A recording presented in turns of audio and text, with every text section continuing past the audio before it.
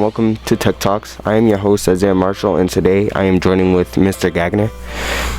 The topic for today is co-op. Can you explain to our viewers what is the difference between co-op and shop? Well, co-op presents a unique opportunity to go out into the world and get real-world trade experience, the things that we can't necessarily teach you in a school environment. But the best part about it is you get paid. So, it gives you an opportunity to make some money during school time, and, it's just, it gives you some skills that we just don't have the facilities or the actual funding to be able to present to all students. In your opinion, what are your concerns that people may have about going on co-op?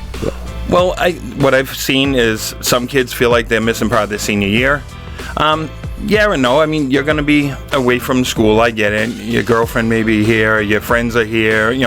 Whatever it may be. But you have that opportunity to go make money during school time. Some kids that are in sports programs, think they can't go on co-op because of sports. Most co-op employers are very much going to work with you as well as they can to let you still participate in sports, Skills USA, things like that. They want to see you do well. Where do people go for co-op? Do they go to certain places, certain cities, or So we try to place as many students as we can in the Lynn community, but we do branch out because a lot of your trades like electrical, plumbing, the jobs aren't always in Lynn. So we need cars and licenses for some of the jobs to get the students there. But we tend to try to place them in Lynn as much as possible. But the fact is, the working world is outside of the city. It's not just in Lynn. Yeah, I understand. Can you give me an estimate time about how many people go on to co-op a year? So it fluctuates from year to year, depending on the workforce, the needs of the workforce, unemployment rates. All these things could affect how many people we can put on co-op. If there's high unemployment, there's probably not a lot of jobs for co-op. If it's really hard to get people to come to work, then there's probably a lot of co-op jobs. So right now, we're almost at 50 students out on co-op. I'd like to think that in past years, we've averaged about 75 to 100. My goal is to get 125 to 150 this year.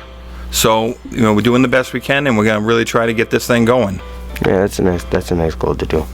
As a co-op coordinator, what is the number one thing students need to know about co-op and learning about it?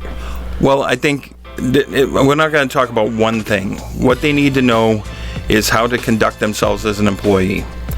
And it's the same thing we kind of expect in school that we're looking for. Be on time. Don't be absent from school or work. They're one and the same.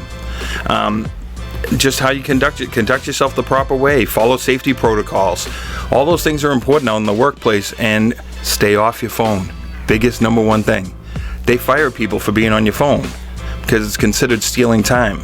So you try to keep it in your pocket. You just don't want to get fired for dumb things, or it's sent back from co-op for things that you can control.